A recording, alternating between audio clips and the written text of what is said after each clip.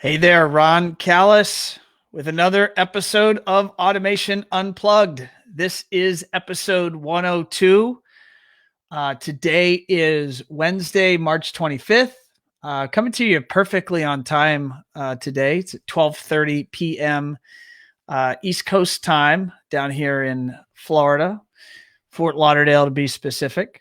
And I hope this message finds you well. I imagine it's finding you as well as can be expected given the circumstances going on in our country right now. Obviously, the topic on everyone's mind, whether you want it to be or not, is COVID-19, the coronavirus. It is on its upward trajectory of those that are sick and dying, and perhaps just as serious is the economic impact that it is quickly cascading through the economy. And One Firefly is of course not spared from any of that. And it's made for many early mornings and late nights. But, as I work with my team on ways that we can help our industry and help our customers and friends, now maybe more than ever, I feel that there are you guys would want to hear from your industry peers, hear from thought leaders. I'm also going to be pulling in outside experts with different perspectives relating to HR, law, just mental stability and how to deal with the anxiety from the coronavirus. And so we're going to be bringing lots of different types of perspectives to you guys, and we're going to actually ramp up our Automation Unplugged content for the foreseeable future, at least to the best of our ability to do so. So we've got a great guest today, Rohan Dunbar of Digital Lifestyle Solutions out of Atlanta, a longtime friend and client from the industry. But I actually have another show coming up tomorrow with just a great person, a business coach and advisor, a gentleman from Courageous Authenticity. So definitely stay tuned to that. You'll see that launch up on our Facebook page a little bit later today. And got a couple of shows already planned for next week. So again, stay tuned for Automation Unplugged. Stay tuned to our page for a little bit more content than usual as we all go through these trying times. Did also just want to share a couple of things again before I get going with the guest. One is, as always, I'm actually going to jump over to Facebook to make sure we are actually streaming live. It looks like we are. So thank you if you're out there watching and listening. Rohan and I were actually having a chuckle before we got live. We said, well, there's so many people working from home. I wonder if our live audience is going to be larger than normal. And we'll just have to see how that goes. But definitely, if you're out there, drop a comment. Let everyone know where you're coming to us from, and tell us if you're working from home. That'll be interesting. Are you out there on your mobile device and you're on the job site, or are you working from home and doing the best you can? Would love to know that. I do want to share a resource with everyone. Let's see if I can get technology to cooperate. Yesterday, I did a webinar called Marketing in the Time of Crisis. We ended up having a sold out webinar. There was no fee, but it was packed. The software was limited to 100 guests, and we ended up having 100 people attend live. So sorry if you were not able to get into that live. We have already posted the recording up on our website. So if you go to the One Firefly website and you go to Learn, you're going to see webinars, and under webinars, you can see the Marketing in a Time of Crisis. Definitely give that a watch. I've been getting lots of positive feedback. I think there were some interesting takeaways there. Also, yesterday afternoon, we did a remote working best practices webinar. Also very well attended. Also already up on the site, ready for you to watch. So historically, We would gate content. We're marketers. We want to collect email addresses for people that want to watch any of our content. We've removed all of our gating to all of our webinar content, as well as all of our 5-minute marketing video education. So all of the gating is removed. You guys can go grab that content, watch it, share it, and hopefully you benefit. And of course, as always, all of our Automation Unplugged interviews are up there. So let's go ahead and jump into it with our guest. Let me introduce you to guest number 102, or on show number 102, Rohan Dunbar of Digital Lifestyle Solutions. Rohan, how are you, sir? I'm doing great. How are you? I am good. I know it's trying times, and you still agreed to come on, and I just want to thank you for doing that. Thank you for having me.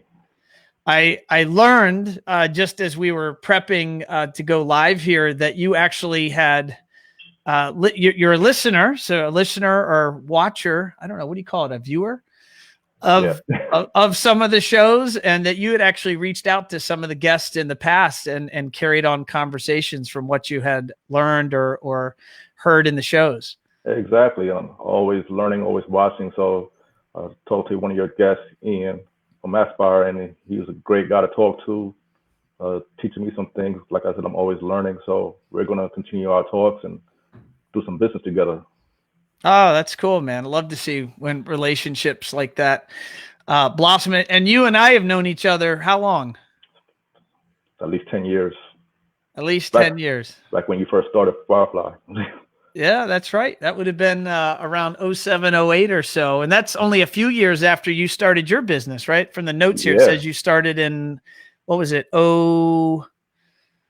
Began working, is it 05? Well, 05 was when I got in the industry as a technician back in the day at Audio Command Systems. Okay. All right. Well, let's do that. Let's tell the audience a little bit about yourself. Let's talk about your background and kind of how you got started. And then that leads up, of course, to where we are today. Right. So a lot of guests I've seen answer that question and say that they started off in car audio. I didn't get that start. I started off as a DJ, actually, playing in clubs and messing with equipment, and then took that to the house and then started playing with equipment just to get some stereo sound, learning how to hook up equipment, then learned about surround sound, learned about what automation was back in the day, and then just did my research on it, got a lot of industry magazines. And then Audio Command was a company that did all the high-end luxury homes that I wanted to get into and learn. So I went into that industry knowing nothing pretty much, and just learned from the ground up. Started off as a helper, just doing what I was told, pulling wire, just in the trenches, until I got myself up to be a lead technician and just worked my way up from there. That's cool. And after you worked your way up at AC, and it's pretty cool. Audio Command's actually been a long time, really great customer of us here at One Firefly. So it's just funny how everything's so interconnected. Yeah, funny. When you decided to leave Audio Command and start your own gig, when did you do that? Because it sounds like I got that date wrong. Is that the 2008 timeframe? That's 2008 when I came to Atlanta. So pretty much I wanted to learn how to write programs. So I kind of started learning when I was at Audio Command. I used to watch a lot of the programmers come on site. So what I would do was finish my work real early. When they come on site with their laptops, I'll just take notes and watch how they worked. And I was a student. And just worked my way up until I got an offer in Atlanta to be a junior programmer, because their company saw what I did on my own, said they could take me to the next level. So that's what made me jump. And then where'd you go from there? What'd you do? Worked at a company called One Touch Control in Atlanta. Learned how to write code, but that was in 2008. And that was the crisis back then with the housing market. That was the last crisis, but now we're going to try to make that one look small with this one. That's going to be peanuts. Yeah, I got through that crisis. You'll get through this one too. Yeah, we'll definitely get through it. We just got to do what we have to do and be responsible. That's all we have to do. That's right. That's right.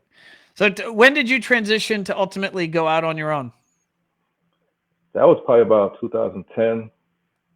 Okay. That's when I wanted to take a chance on myself. There were a lot of things going on. The economy was coming back at the time. A lot of new opportunities started coming up, and then I just took a shot at it. A lot of people were asking me to do some code for them. So that's what made me start my CSP business.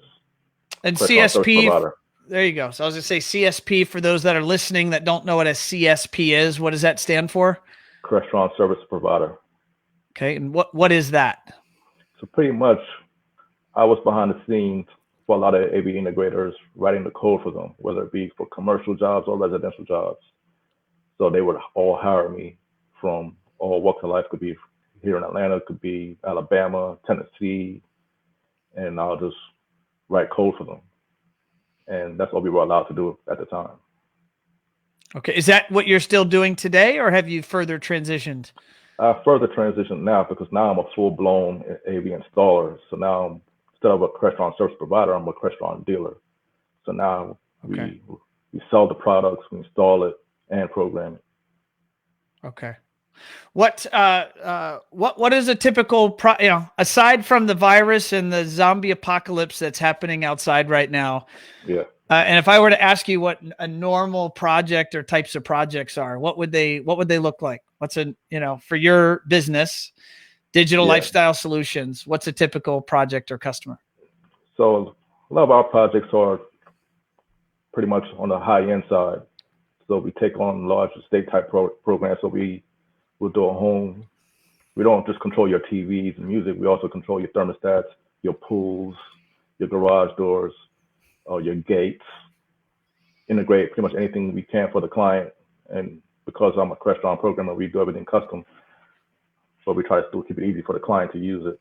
But typically we do large things like that. It could be a yacht. We've worked on yachts before. So typically everything is pretty much on the high end scale, but then we also got to the commercial side. So we're also doing conference rooms, things like that.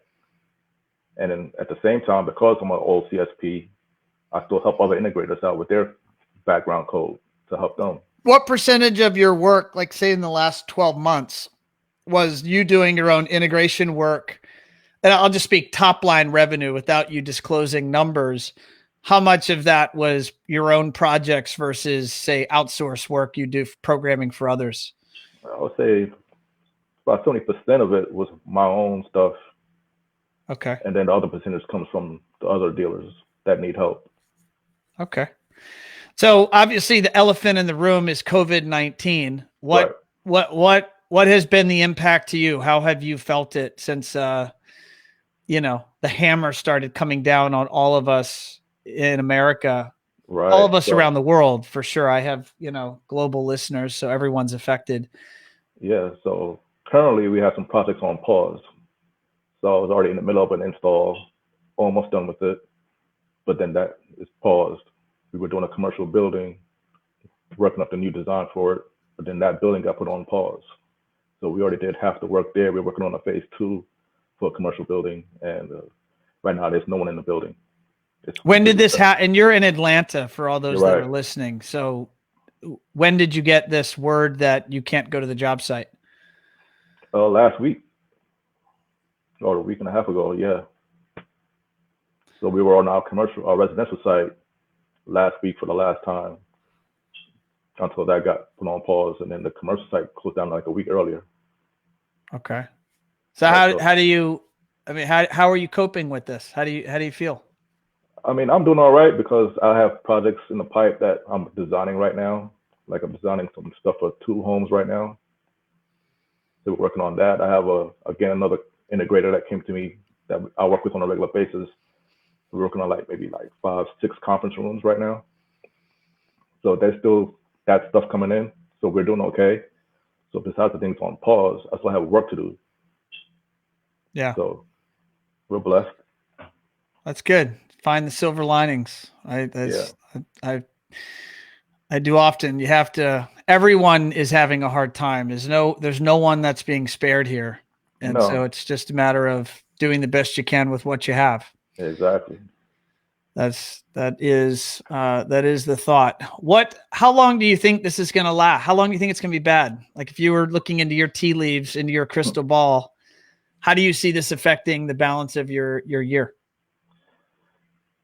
Well, I would say this is probably going to last, honestly, like another month or two before we really get a serious control on it. But I think what's going to happen is that once we're past this, business is going to explode because there's going to be a lot of people out there that put things on pause that want to get back to business as usual. So things are going to ramp up, I think, pretty quickly. So the good thing to do right now is just be prepared. And how are you thinking about being prepared or preparing for that potential pop on the other side of this? In the meantime, I'm just going to be learning, doing my own webinars and learning about different products out there. And like I said, I have projects that I'm designing right now.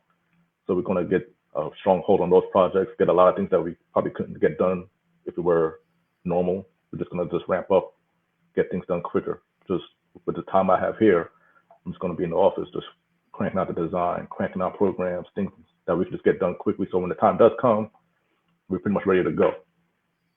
That's good. I love it. If you're out there watching, whether you're watching or listening live or you're watching after the fact, drop into the comments. It's going to be interesting and helpful for all of us. What is this? What is your experience? How has the COVID-19 response affected you so far? What are you seeing?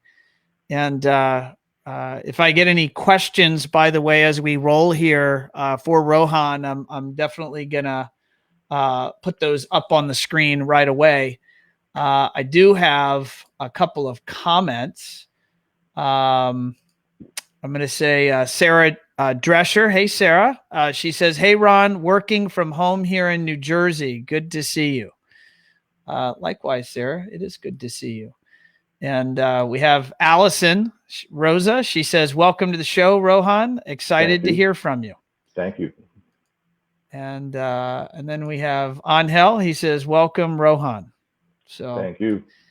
Thank you if you're out there watching and listening, for commenting. And again, don't forget to pose your questions for Rohan. So as we move forward, your business is unique, Rohan, in that you're diversified. You program for integrators around the country. So you're a Crestron. You're not certified as an official CSP. You were. I was. Because when you gained your dealer status, you can't be both. No, you can't. And it's obviously, I shouldn't say obviously, in your case, it's more lucrative to be an integrator than purely a programmer. But you're allowed, it's a free market, to sell programming services to other companies. Yeah, and I just help people out that need my assistance, that they don't have a programmer on staff or they just want to learn. Sometimes I've helped other people that want to code. I teach them how to code. So I'm teaching people. I have people on site. I teach them the equipment so they know how to get out there and do the install. So I'm also a teacher / helper. All right, we got to help each other, and that sounds like you're taking people under your wing and giving them advice and direction, which is pretty cool. I think that certainly seems I don't want to say convenient because it was by design. That's certainly a positive aspect of your business model, in that you're able to serve integrators around the country. So even if your local market is locked down, you're still able to keep some revenue and flow happening from other markets that are open. Exactly. That's what helps out. Because like I said, here we're on lockdown here, but it seems rather genius, actually. Other people are going, that's a really good idea. I think I want to do that. Yeah, so I'm glad I learned how to code. Amen to that. Now you were supposed to be in Miami right now. Yeah, next week was supposed to be a Crestron Masters event, which that got shut down. So I was looking forward to that because there were a lot of new classes that they were making available, but due to the coronavirus, that whole thing has been shut down. So what is Crestron Masters for the uninitiated? What is the class that is now no longer? Crestron Masters is the event that you get invited to once you become a Crestron certified programmer.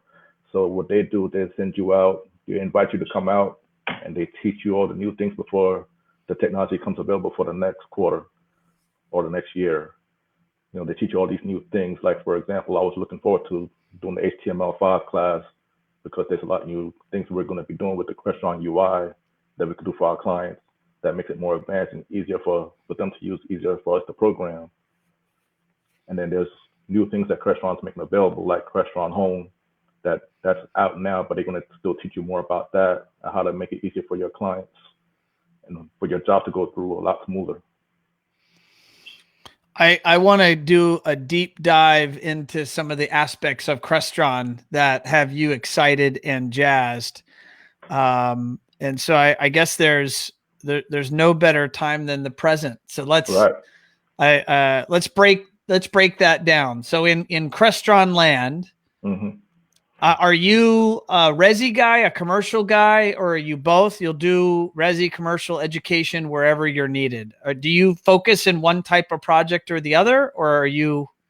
I'm always pulled in 50-50. I'm always doing both. So I'm always learning both. So residential is how I got in, but the commercial is what ended up becoming a part of my company. So what in the Crestron system? I mean, at public knowledge, I used to work for Crestron for a brief stint back in 2003 to 2007. And but that said, I mean, Crestron was a much smaller company with, still, if I think of the company at that time, I thought of them as huge, but they're much huger now than they were way back when. So of the thousands of products and the dozens of verticals and industries they serve, what are some of the technologies that have you excited? And I know you mentioned Crestron Home. So what is that, and why are you excited about it? Well, Crestron Home takes the complications out of putting in a Crestron system. A lot of people were afraid of Crestron because the programming just put everybody at their hands up. I don't know how to do this. It's going to cost me a lot of money. It's going to cost the client a lot of money to program. So what Crestron Home is, it takes all of that complications out of it. You can pretty much just have an installer set up the equipment. Your installer can pretty much program the system because there's really no programming. It's just a setup. You pretty much tell the app what's in the system, and it builds everything for you. It builds the UI for you. So your time on site has cut down significantly. So let me just, I'm going to peel the layers back on that, because that sounds, it sounds good, but I'm going to maybe give a reason that maybe that's bad, but maybe it's not.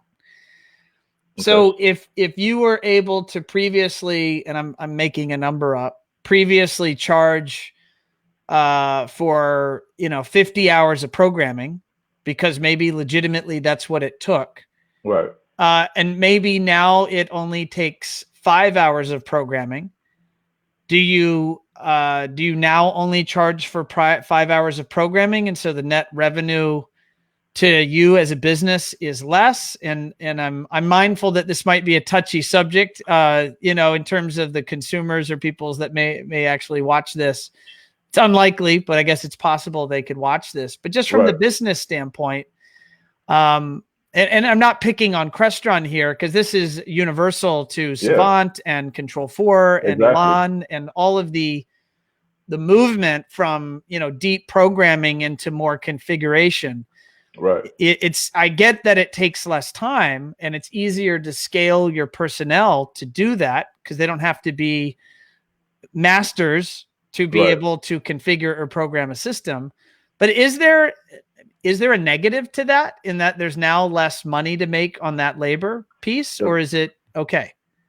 There is some negative on a business standpoint when you look at it as, okay, I can't charge what I used to charge for programming anymore. So that is a negative. It's a positive for the client because you're in and out of their home. They don't want you sitting there for hours writing code. And depending on the skill level of your programmer, that could take forever, or it could be quick. So if they hired you, it would be quick. It'd be quick because it's done with me, because I've done it for years. So it's not hard for me, but for a new guy coming in that wants to learn Crestron, they could just pretty much pick it up and go and run with it. So the other negative to that is there's still custom out there. The custom out there is for the client that's at a certain level that they want to do a mansion of Lord knows what. But Crestron Home, you have a sandbox that you're in, and once you stay in that, you're okay. And it's good because a lot of clients don't want all these complicated things going on in their home. They just want some things to work, lights, TVs. The consumers are generally fine operating in that sandbox. Right. So if you're in that sandbox, you're fine. And there's a lot of clients in that sandbox, which is perfectly fine. But then you have those other clients out there that they want everything under the sun. Yeah. And you can still go custom, right? So that's what I'm saying. You can still go custom. We still have that going on. So like my jobs are all custom, but even though it's all custom, I keep it at a certain template and I'm able to grow and expand it on it. Whereas with Crestron Home, you have to stay in your sandbox. But the good thing about Crestron, again, is that you can still step out of that sandbox and then grow your system. Got it. So Crestron Home, you're pumped about. You're digging it. It's cool. It's cool. It works. You're happy. If the clients are happy, then we're all happy. What else at Crestron? What other? Give me a couple of more of just cool things that have you jazzed. Crestron has gone to AV over IP, so they have the NVX product line. And that's different than digital media. That I remember when I left Crestron in like 07 or 08 or 09, they launched the DM product line. Yeah, so NVX is digital media on steroids. So pretty much you have endless endpoints. Endless endpoints. You gotta have as many displays throughout the whole entire building, across the building as you want it to be. You're not locked into a chassis. You need a network switch, pretty much. Everything's over IP. So you can scale a job easily without being limited to your chassis. Like we have the 8x8, the 16x16, 32x32, 64x64. But now you go beyond that, way beyond that. What's an application where you do that? Like I'm thinking houses, maybe that isn't, maybe you're not pressed in a house. I know some of you are going to chat and go, but my houses are really big. Okay. I know there's the oddball, super ginormous house. Yeah.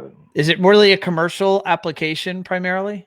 I look at it as a commercial application because I've done houses with 28, 30 TVs in a house, so I could put that on a chassis and be good.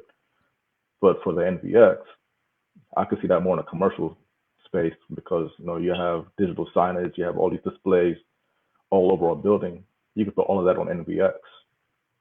Okay. And client may want to add another floor to the building and add another 10 displays.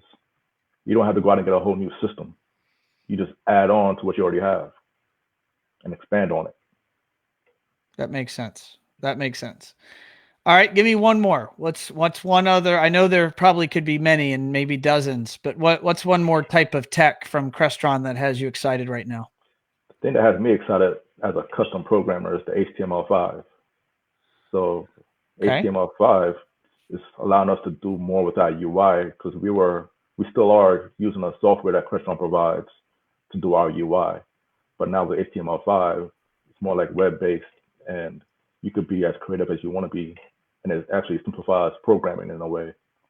It takes away a lot of the detail in programming that we were used to and allows us to, again, scale our project even faster and get it done a lot faster. And then, for example, one UI creation could load to all your touchscreens, no matter the size, because it automatically scales. Oh, wow. So yeah, in the world of website design, you have, it's called mobile responsive. Yeah. Design, and that I want to say that core is HTML5. If anyone on my team is watching, drop into the comments, confirm or deny that. But I believe that the base of most mobile responsive websites is HTML5. So it sounds like that's now transitioned or been adopted by Crestron for touch panel programming. Right. So imagine now we just create one UI, and we could just send it to every touchscreen in the home or remote. Because like now, we have to design, if it's a 10-inch, we have to design for the 10-inch. We have to design for the 7-inch. You have to design for the 5-inch. So now, with HTML5, that goes away. Wow. So again, the homeowner wins because Yeah, now programming budget should drop. right. And that's Because fine. that's fine. It seems like the homeowner would be happy, and if they're happy, then ultimately and And hopefully that should mean more projects for you. I'm happy to get out quick. Yeah, get on to the next job. Exactly. So I don't have an issue with that. I'm looking forward to it.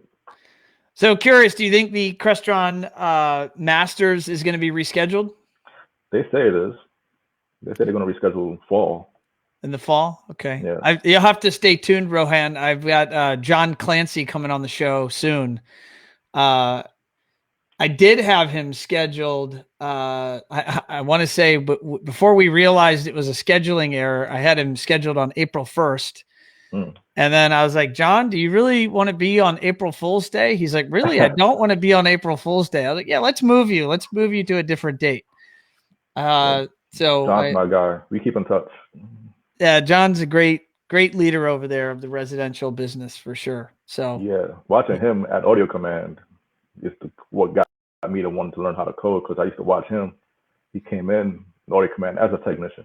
Yeah. And learned how to code while there, became vice president, and now he's with Crestron. So his story just running the global residential business. Yeah, so his story motivated me. So he was to let me play with things to learn when I was there. So he was great.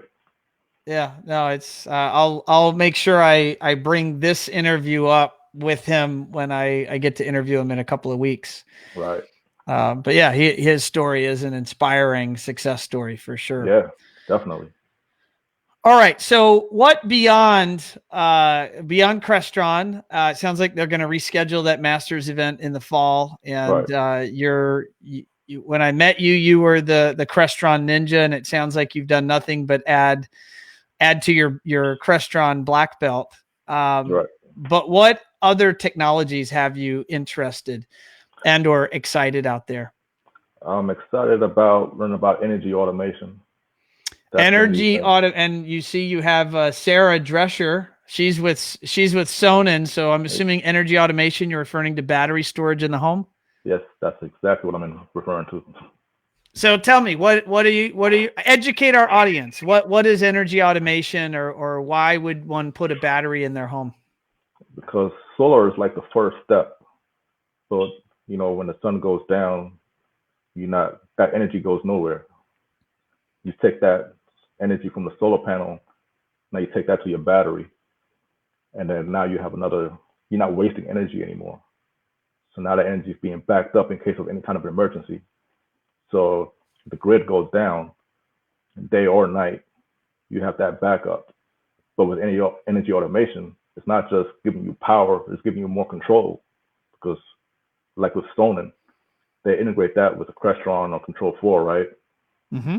So now you could take that and make things happen in the home based on if you're home and you want to watch TV and there's no power in the grid, you could tell the system, hey, I still want to watch TV, but keep my fridge on, but shut everything else down to preserve that battery to last as long as I need it. And it does these things automatically. Have you started?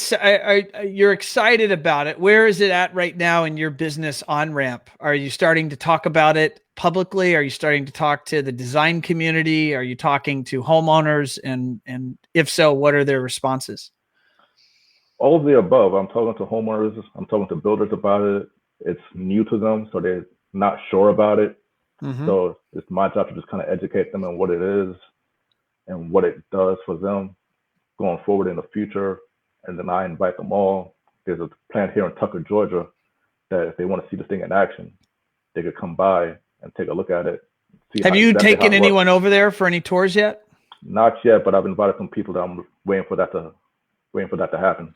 Waiting for the social distancing rules to relax? Yeah, exactly. Yeah. Sarah posted a comment.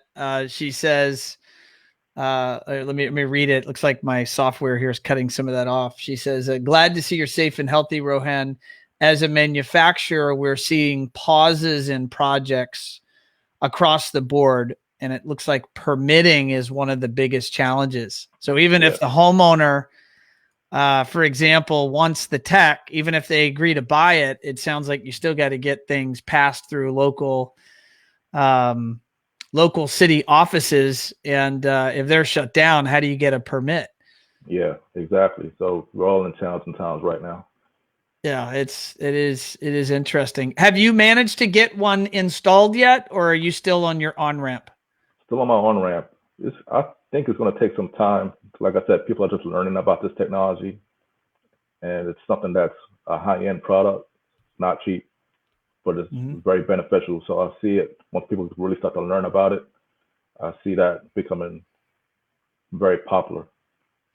I know that in particular with Sonnen, they're working with Troy Morgan and his team out of Texas with the Adapt Energy product. Really cool stuff he's doing. Are you working with him as well and his team? Yeah, I talked to Troy in the beginning of this. He's the one that told me about it.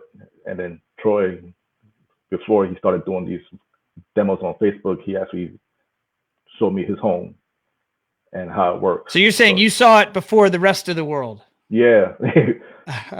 Troy gave me an inside peek on it, and that's when I was hooked. I was like, yeah, I could see this becoming big in the future. So he's doing some cool things out there with Sonnen and energy, period. Yeah, no, I agree. Troy's on the front edge of this topic for sure. And it's cool. I'm hearing more and more integrators talk about designing energy and energy solutions, which I think the customers benefit and our planet benefits. There's just winds, clean energy. There's winds to go all the way around. So I think everybody wins when this technology is adopted. So just going to require people learning and getting educated about it and learning and designing ways to implement that into their business model. Yeah. So it'll take off. It'll take off. No, I agree. All right. So give me one more. Or actually give me two more, three more. Give me something else that you're jazzed about out there. We all could use good news. We're all like watching the news and hearing doom and gloom. So tell us some other tech that has you excited. There's so much things going on. It's interestingly, it got into the landscape lighting thing. Landscape lighting. Okay. Tell me what manufacturer or manufacturers are you kind of getting excited about? I like the home technology. Home is a product that's RGBW, so it has like 30,000 colors built into the unit. So you could get it standard, or you could get it with the color changing technology. So you can actually have clients create things for like Christmas holiday scenes with their landscape lights, business colors. And the cool thing about it is that it automates with our control system. So again, with the Crestron Control 4 Savant, you can integrate this into your system and then control it from your Crestron screen, and it creates schedules. It's not like your landscape lights from back in the day where you just turn on some lights and turn them on and off, and that was it. That's it. So now you get to play around with some colors and then high-end products, and it looks pretty good. And what was that brand again? Just what was the spelling? Home, HOLM. HOLM. Okay. Yeah. So I'm actually designing one right now for a client. HOLM. I'm going to see if I can pull up that website. There we go. I think I found it. Tell me, I'm going to share it. Tell me if I got it right. Okay. Is that it? Yeah, that's it. That's it. Awesome. So you're now an authorized reseller for this brand? Right. Okay. Got a lot of cool fixtures, different styles, different colors that the clients can choose from. Okay, cool. All right, guys. If you're out there, you heard it here first. And what is something else? I'll go over to our friendly Google and we'll see if we can show our audience something else new. What's another brand that has you jazzed, or technology? I like 2N, and I use it for two reasons. 2N. Yeah, 2NUSA.com, I believe it is. IP Intercoms. Yeah. There we go. What are you doing here with this company? So for residential, we use it like you would use a ring. So it integrates flawlessly with Crestron. So for your front door, you get the doorbell, you get the intercom, it'll call your touchscreen, you get to see who's there. Even if you're not at home, it'll call you. There's an app for it, separate on its own. So if you're in Japan or wherever, you will get that call just like you would with a Ring. It's just a more high-end product that's integration friendly. It's attractive. It's good looking gear. Yeah, so you got a recessed version or a flush mount. You got the black and the chrome. And they also make access control products. And what I like about it is it's open API. So I could talk to it with the Crestron system and do different things, notifications, which come in handy. Got it. That's very cool. All right. Well, Rohan, believe it or not, we've been going for almost 45 minutes here. Can you believe that?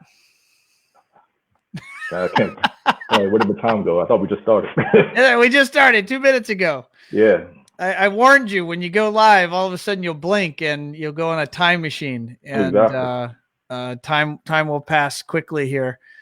I'm going to put up on the screen your website for everyone, and you do provide services to integrators. So what is the best way for people to get in touch? Is it to go to your website, dlsav.net, or should they email you?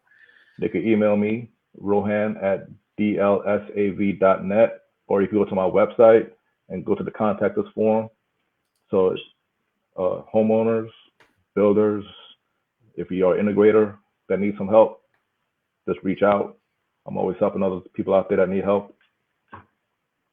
So I'm here. Awesome. Rohan, it's been a pleasure to reconnect, my friend, and to have you on the show. And I appreciate your sharing. And you get the fortunate or unfortunate opportunity to be my first coronavirus guest. Post-apocalypse, post-zombie apocalypse. So I thank you for being a good sport and coming on. No problem. Thank you for having me. Awesome. Thank you, Rohan. All right, folks. So there you have it. You have episode number 102. We're going to try to make all of these shows not just doom and gloom about all the hardships I know that you're all facing. The reality is we are all going to come out on the other side of this storm. We are a ship at sea, and we're in the middle of a hurricane. But guess what? The hurricane's going to pass, and we will be here. We might be a little bit different versions of ourselves, but we will be here. The strong will survive. And we got to continue focusing on protecting our businesses today, but also planning for the future.